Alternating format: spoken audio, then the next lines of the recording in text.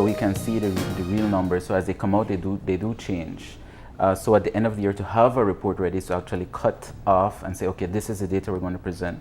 But we do have regular updates on it, so we know where we are and we know how to go around that and create those changes, not the interventions needed or any kind of programmatic or budgetary rise what we need. And externally, like for those people who don't have that internal information and who rely on these reports to probably assist with funding or to somehow a spin-off from what this data, like the NGOs and that kind of thing. Yeah, it does affect them in a way, of course. So we do recognize that, but of course, whenever we have reports like that, we do share it with them. It's just that this was a final report to say this is what they would gather, but they usually on a regular basis would actually go back and say, you know what is the data looking like? So we share that with them. So what you're saying is there is real-time data for 2018 available, just not the comprehensive report. Exactly. So the number of new cases for 2018, how much? Well, we're trying to finalize it because it's different ways that we look at it. We actually have to look at the data being gathered from the BHIS. We go to the private if there is any data there that is we're missing anybody. BHIS? BHIS is our health information system.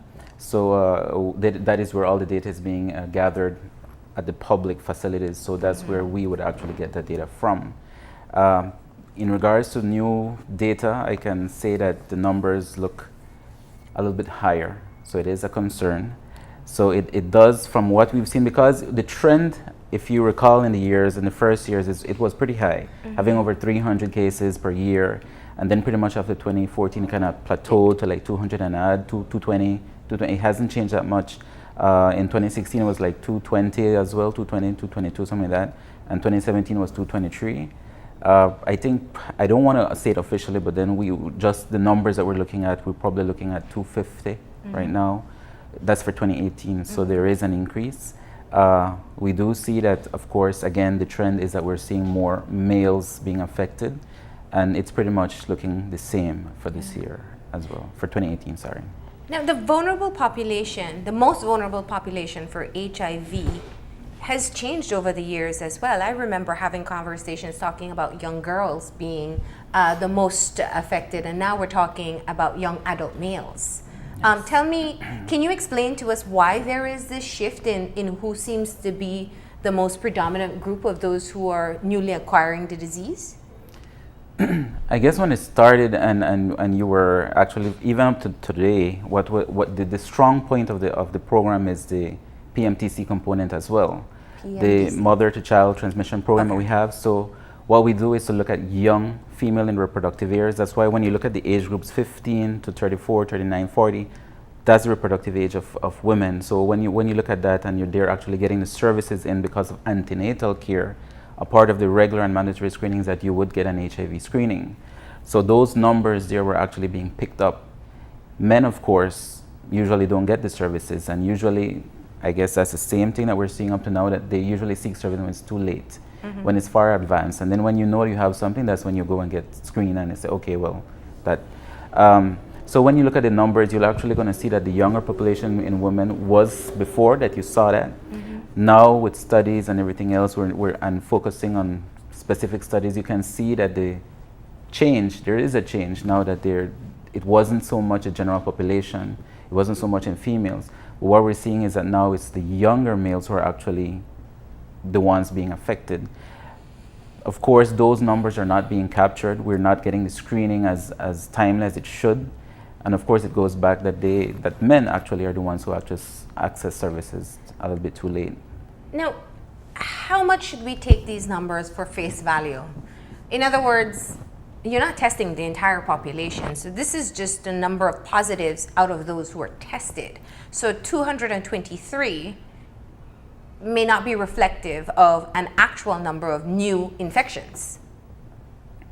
You're right. I'm saying that because we work along with what we call spectrum estimates. It's an estimate of what each country would have to say, okay, this is the HIV infected individuals who are living in your country. So it's an estimate working along with past information, data collected, studies, everything else that would actually tell you more or less what is it that your population is working with. For us, and I think there's a component in the report where it talks about the continuum of care So you look at the cascade. And I think I wanted to touch a little bit on the 1990 targets that you're talking about. So definitely when you look at the estimates and you're talking about that, the estimates tell you, okay, in Belize, for example, we're estimating, or they're estimating that it's over 4,000 individuals who are living with HIV. So that's the population that you're working with. But when you look at our numbers and you look at what we present, we're actually only capturing almost half of that. So those are the individuals who are actually, we know of. So what happens to the other 50% of the population that we don't know of? So they are the ones who are not being picked up in the services. They're the ones not seeking services. So that's a very large gap. So when you talk about that, it definitely creates a problem there, because, you know, okay, our interventions probably need to improve. We need to capture that. We need to be more specific on how we do that. Yeah. How concerned is the Ministry of Health? I mean, let me backtrack. The Caribbean, the special envoy, I think, for HIV a couple of years ago had raised the flag and said, listen, you know, we're seeing more cases across the region. We did well before, but now we need to start to focus again. It may have been 2 years ago or 3 that the 90 campaign had started, where there is a goal set of getting 90% of, I mean, you can clarify this, I may not remember it exactly, but it's testing, treatment, and reducing viral load as the main components. Yes, you're right. It is a target that has been set out in the region, and globally, that you want to look at that 90, which indeed you're mentioning is 90% of the population knowing their status. So of your entire estimated population, 90% of that you would want to know. We're at 50. Of those 90%, we would want 90% of those individuals to be enrolled in care and on treatment. We're less than half. And of those that are on treatment, you would want 90% of those to have a viral load suppression, meaning that they should have almost undetectable viral loads in their system. We're very low. So if you see the numbers, we're even less than 20%. That is a concern. If we're aiming for 90, we're at 50? We're at 57, probably 46, and less than 20%. Wow. That's a lot of work. So there is much to do. But you mentioned something, I guess you didn't say it, but it's coming out again because I keep hearing it when they interview us. So what is the Ministry of Health going to do? Yeah. It is not only the Ministry of Health. When you talk about HIV, and this, it is now being looked at as a chronic disease, but yes, this is something of more of a response. It is what the entire stakeholders and everybody will do towards addressing the situation. I mean, when you talk about it, we do, as the Ministry of Health, do our part, that we are looking at care and treatment, behavior sensitization, training, everything that goes along with it. But there are other stakeholders as well who are actually supposed to be engaged in the response to address the situation.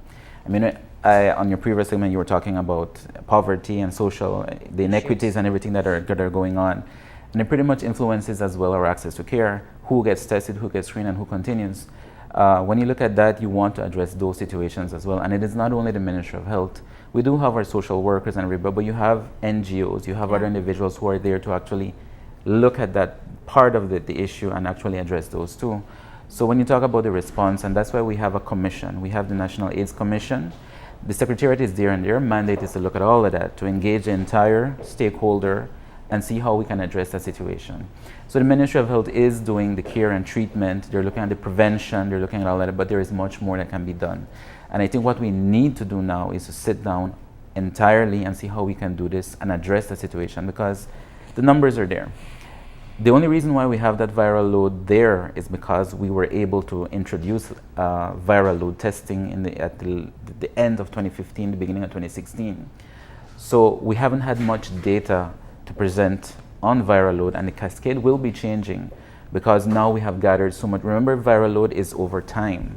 So that new introduction in patients that were receiving care and actually getting viral load screening are actually being followed in time. So the data is enough now that when we present our 2018 data, you'll be able to give a truer picture of what would be the cascade on the continuum of care. So definitely there is much to be done. There is a saying that if you want to find out the truth of a situation, you follow the money in it. that tells you exactly what can be done, because no matter how much we know what has to be done, there has to be resources to actually get it done. I'm curious as to whether or not there has been a bump in the budget allotted for the Ministry of Health, and particularly for this issue, or is there less? Because if you tell me that there's less money accounted for it, and we have this much more work to do, then there's a disconnect between what we can do and what we're expected to do. Yeah. Is there a bump in the budget? It does affect our programming. When we talk about designing and creating interventions and programming, it does influence. With budget cuts, every time the budget comes around, it touches on every ministry that a little bit is taken out. However, what we have seen in our program, the HIV and TB program, is that we have actually remained at the same level. We haven't had cutbacks. I honestly haven't seen any cuts in our budget to deal with the program. However, when you look at the increase of cases, what the programs that we should be doing, everything else, there is a cost. The costs are becoming even more. So you have to cater for those, and we have to work with what we have. So it is not getting any less. The issue is still there. The issue is growing, so we need to address it. And with that comes money, so we do need to do that. What are the costs associated with addressing the situation of HIV in Belize? I guess I can't put a figure on it, but just yesterday we were speaking about what would be the costs around that. So I pretty much I don't not know a number, but what needs to be paid for? Yeah, I think so. You got rapid tests, obviously. Yeah, you have the different aspects. For example, testing. We usually procure rapid testing. You have to look at other laboratory supplies. For example, the medication treatment, which we provide free of cost. You have the preventative aspect. We procure condoms as well. You have the human resources, administration. So it's a very, very big umbrella. Do we pay for anti-retrovirals? Yes, we do.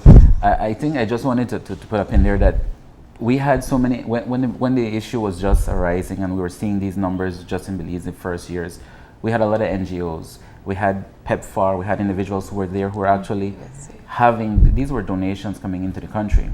Pretty much all of that has been phasing out. We no longer have PEPFAR with us, other NGOs have withdrawn, so that money has pretty much, the burden now is on the ministry, the government. So what we're seeing now is that we are actually being the ones incurring all those expenses.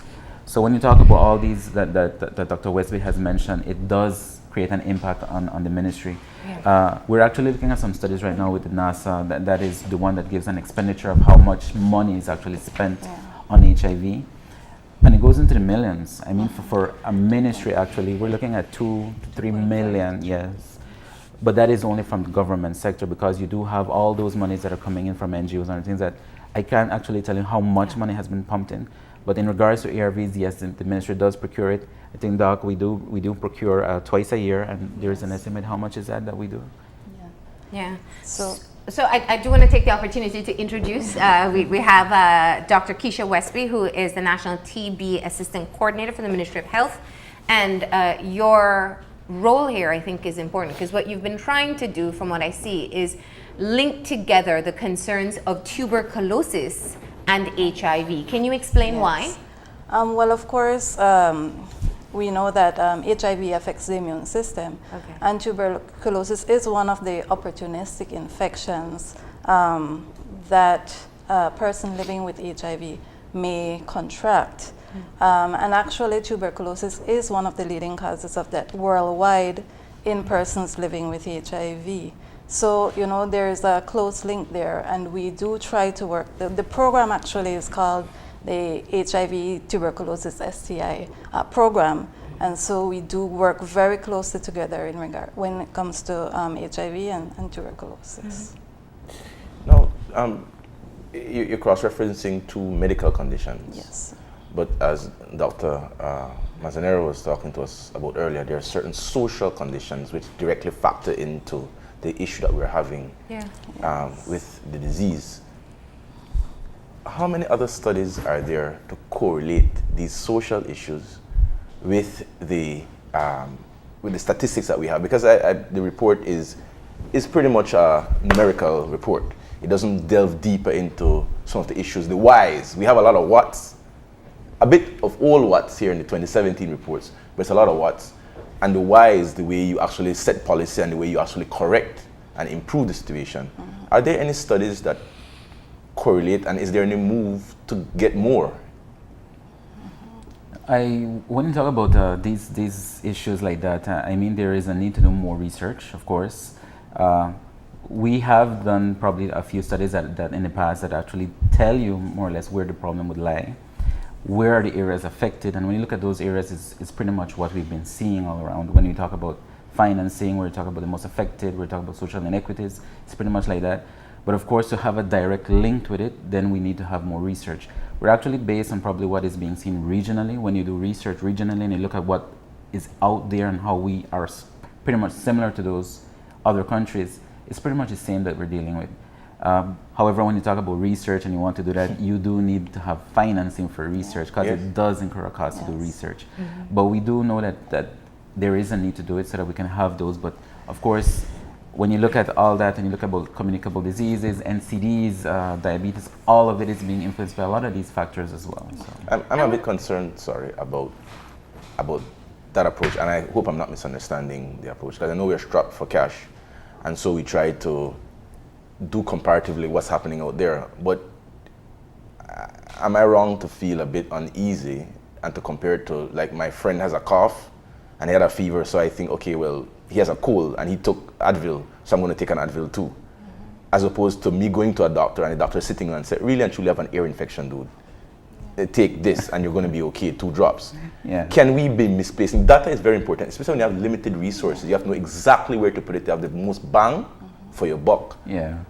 So by being cheap, we might be spending more.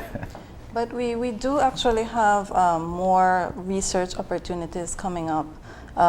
Again, some of it have been through external funding, and some opportunities are coming up through external funding as well. And again, the national response, the National AIDS Commission, they usually head, these research and consultancies which usually come up. So over the next 2-3 years, I believe we will be having more research done. Let me just ask a very pointed question. There was a time where we heard so much about HIV. And in fact, I'm sure if we could go back, the millions and millions and millions was pumped into HIV education. You saw ABC everywhere. There were condom commercials running nonstop. Those times have passed a long time ago. And I think what it did was have people believe that perhaps the situation was under control. Why does it seem like HIV has been a problem that has been persisting but simply not in the forefront over the past few years? Yes, it has pretty much to do with where we are now. I mean, we've done so much research on it as well. So much money has been pumped into medications that now, in the beginning when we saw the issue of HIV coming into the picture, is what are we dealing with? This is an unknown, it doesn't have a cure. So it's pretty much, okay, we have to address this, and a lot of the money was being pumped in. I can relate what we did with Zika. Zika was coming into the country, and monies and NGOs and everybody was pumping money into it because there was a need for it. It became a concern, a public health concern, that you say, okay, internationally, what is happening? So of course there is a need for that. But as we understood how the disease is coming along, how it is affecting the population, the numbers we're having, what we're doing to address all of this, those are the things that have changed pretty much how the money has been actually being distributed. So when you look at it, pretty much, it's now chronic. So it's not pretty much that. So it's now something that you can deal with, you can live with. Pretty much like diabetes, everything that you keep your medications and you can continue it. So all of that. That was the other question I had, because that's what's changed. I think from what I used to hear as a teen, HIV and AIDS is this deadly disease. It's going to kill you if you get it, and you had to be fearful. To now, it's categorized as a chronic disease, because if you do take your medication, as you should take it, stay healthy, I can live the life that I was meant to live once I'm taking care of myself and on meds. Does that reduce the danger in terms of how people have their interactions? Are people less fearful about contracting HIV because there's medication to treat it. That's a good point. Actually, when you look at it at that point, you would actually say, okay, probably we're letting down. Individuals are not seeking because, okay, there's medication for it out there. But of course, with that, I think we need to understand is exactly what is it that there is out there, and there is a need to find out if that is indeed what is out there. The only reason why we're picking up these issues and these numbers is because of the healthcare system that is already in place. It's not because of studies of what we know, it's because of the services that women that are seeking services because of antenatal care and reproductive age are being picked up. Men, because now that they're actually, the men, when you look at the numbers, are actually at the later stage when they're older. So now those are individuals that when they're already at the health system, when they're there and they're actually, something is wrong with them, and we do pick up, this is a case. So that is the only way we can know of these numbers. But when you're talking about it and you're saying, okay, I want to take my measures, my responsibility to actually know my status, as it says, is to actually know that you're saying that probably I'm not fearful, so I'm not going to get those services provided unless I'm at some point in the system I will receive the care, and that's the only time we would know. How about stigma? How does stigma, and I actually asked this kind of with a particular thought in mind. We have the story posted online on our Facebook page, a story that you did for the newscast. When I read through the comments, it is very obvious that there still is quite a bit of stigma related to persons who are infected with HIV and the populations. How does that affect the work of trying to reduce the numbers? It does influence, when you look at stigma and discrimination, as I mentioned in that interview, was that there is different ways of looking at stigma. The stigma that is being here in the general population, and the stigma that one has towards the disease as well. So that in itself creates a barrier. When you're talking about self-discrimination and how I'm going to access services, I don't want to be seen, I don't want to go to the clinic. You're not getting tested, I'm not going to get screened. Fortunately, as a ministry and as a commission, what we do is to actually go out, have more mobiles, as I mentioned, to do those screenings, get sensitization to the healthcare providers, change those issues so that we can address them and see where we are at. But it continues to be a problem. And it's not only HIV, it's when you're talking about any kind of TB as well. When you're talking about chronic diseases, some of those are still influencing there. So those issues need to be, so we need to do more. Is there a need to do more sensitization, more training, more general public awareness? That's what we need to work at. And I think this is where the ministry, along with the commission and other stakeholders, need to work at that. So definitely. I mean, as a ministry, we're doing our part. When you look at the numbers and you're seeing that there are specific districts that are actually the ones with the highest infection rates and the highest mortality rates, those areas are actually being addressed. And that's where we're working along with TB, that we have adherence counselors now. We've hired through the program, through UNDP, we actually have individuals who are there to follow up directly with these individuals. You know, you're not coming into this into the services being provided.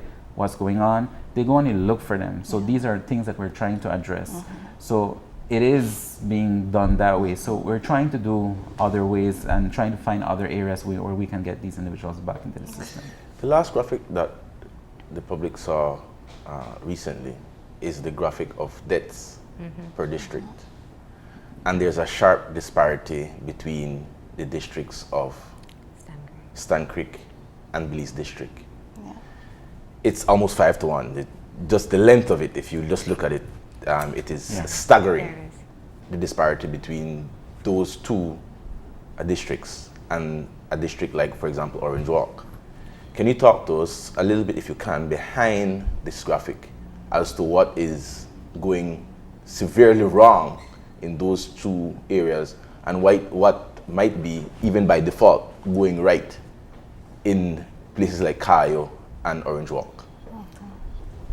I guess when you look at this, it actually is telling you the rates of death in those areas. So you're looking at the population size as well. You're taking into consideration the population size.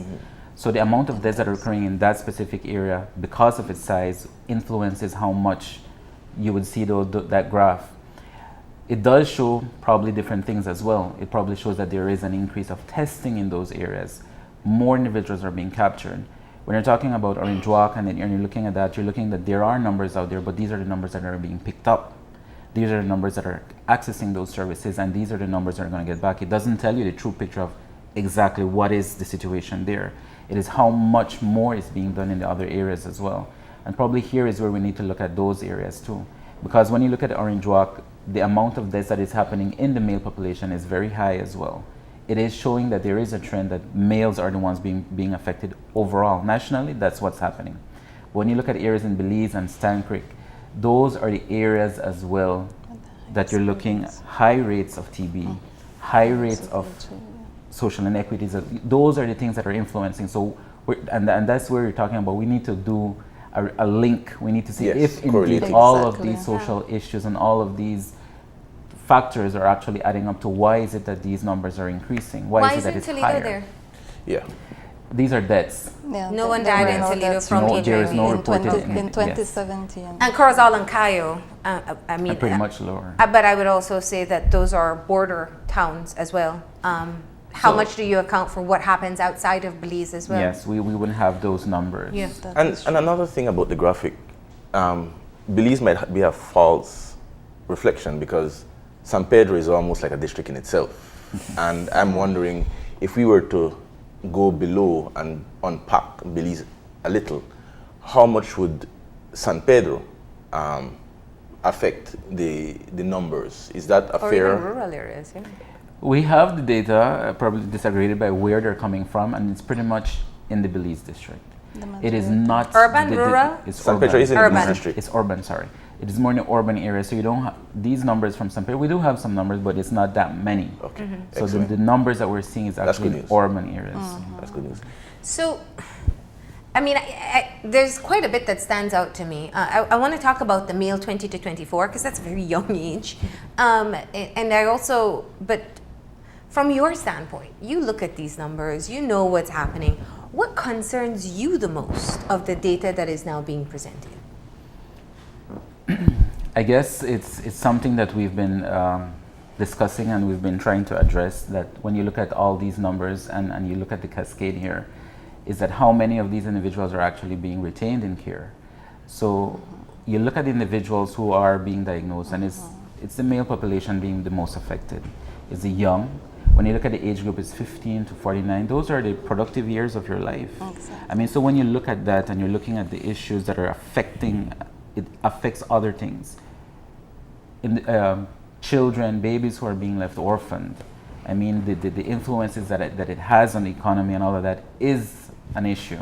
Mm-hmm. However, if we address the situations of how we want to keep them in care, let them be retained in care, these are individuals who can pretty much give back to the economy. So it's pretty much a concern. It poses a concern as well when you're looking at it's the male population who are dying. I mean, you're talking about an age group and a sex that is actually the most affected. It is not in the general population, but you're seeing that when the men seek services, it's pretty much too late. Mm-hmm. The medication is there. I mean, you see, as Marlene is saying, if I stay on my medication, change my lifestyles, and I become aware of what it is, I can lead a very healthy life. I can live, and what is going to kill me in the end is not HIV, but something else. However, that is not what is happening here. When you go to the services and you go and you find that these individuals are there, it's the young men, the older men, past those ages as well, who are actually the most affected, and in the late stages. And when you start those treatments, it's not going to happen like that. And pretty much that's the reason why we see those very high rates in mortality and what's going on. So it does, when the concern for us is that, and I guess we touched it in the beginning when you talk about the cascade and you look how many are virally suppressed, it is a concern because that is telling you that there is a very high risk group who is still out there, who probably don't know their status, who have very high concentrations of viral load and are actually transmitting the illness out there. Viral load, it comes along when in the acute phases as well. In the acute phases, when you just get infected, those viral load are very high. Mm-hmm. And you don't even know it. Mm-hmm. And this is the actual group that you're saying, okay, these are the individuals who might actually be transmitting the infection. If I'm reading the report right, we now have one of the highest prevalence rates in the Caribbean. It is. We are. We have the highest. It's at par almost with Haiti. With Haiti. So we're whose at population 1.9. is Exactly. So when you look at the population size and you look at the rate, it's pretty alarming that we're that high. I can't move past. This is a HIV surveillance report, and I look at things in a very base way. And I make a comparison between me having a surveillance camera in my house, and I'm looking at data from 3 days ago to try to move now. These numbers are pretty much kind of old news because we have a full year gone. What is in terms of, I'm looking forward to see what changes have we made to see maybe if we can get the 2018 report much quicker than maybe by the end of this month? Yeah. Well, when it comes to the 2018 report, hopefully we are trying to have it by the end of the first quarter. By the end of the first quarter. Which means so the next 3 months. Like in March, more or less, ending March. But Arthur, you can't really say that it's pretty much like old news, because when you look at the years that have been coming, and when it just started and getting the numbers and getting the amount of testing done, the services being provided, and everybody engaging, but I think we need to be a little bit more specific. We need to see how we're going to design and develop interventions that are going to target a larger population. Let's see how we engage in males. What we saw in 2017 and seeing that there was a big gap in the amount of males accessing services was the reason why we designed in 2018 a little bit more interventions geared towards them. Yeah. How is it that we're going to enroll them? And I think that is where we're going to see these and even your other testing. numbers. I remember your testing day, you went to male-dominated workplace Exactly. and tested them. So those things are what we're doing too. Let's, I think when I have conversations about this, one of the things that still is of concern is that we keep the conversation polite because, well, we are on television. But this is an issue about the choices people make when they have sex. And there are two things, and that's why I wanted to talk about the male population. Biologically, a woman should be more susceptible to contracting the disease versus a man. Is that the case? Yes, it is. So why is it the age 20 to 24, we're seeing more men being infected with HIV in 2017? What is the conclusion or assumption that is being made here? I think when you look at it like that, there are many things that probably from past studies as well that are telling you, okay, the male population is the most affected. We're seeing an increase of men who have sex with men. We're seeing a population that is quite different. We're seeing that these are the individuals who are actually being affected as well. So when you talk about risk behaviors, it is there. You talk about sex, it's not the only way of transmission, of course, but it is one of the most predominant. So when you talk about it like that, and there was a past study that has been done that identified that there is a group, males being affected, you have MSMs, you have female sex workers, all of these are risky behaviors that are looking at. However, with time, you're actually seeing that now it is not only that, but we're seeing that younger women are being affected. Those are being affected. And when you look at the numbers there are actually even a little group that is actually being captured over 55. Yeah. So you're looking at individuals who are actually not even aware about what was happening and probably got infected somehow along the way. And it goes back again to all of this. There's a very specific terminology you use, men who have sex with men. And I think when people hear that, they think homosexuals. Why is it that you don't use that term? It's actually we were not going to say it's a branding of anything, but then when you talk about men who have sex with men, you're talking about men who actually are not being seen as themselves or identify themselves as gay, homosexual. They might, when we did that study, or that study was carried out, it was actually saying men who have sex with men, is your partner female, male, or in the past have you had any contact with somebody who was a male? So all of this, when we actually did that, and you look at even other studies outside, you're going to see that term is actually what is being used. Yeah. Men who have sex with men. Because a man can be in a heterosexual relationship. He can have a wife, a girlfriend, Exactly. but also engage in sexual activity with other men. Exactly. So, looking at what we know in the new infections and those that have been reported before, and seeing that there is a low number of persons who are seeking medication and adhering to medication, what are the laws in place in terms of knowingly infecting another person? If I'm 24 years old, a male, and I know I've been tested for HIV, and for all the stigma and discrimination and everything that exists, I choose to engage in unprotected sex with a female or another male. Are there laws in place? Are there what kind of protection mechanisms exist for other people? And should we be going that route? The thing is, when it comes to the legal aspect, it's very difficult to prove that somebody has actually infected another person intentionally with HIV.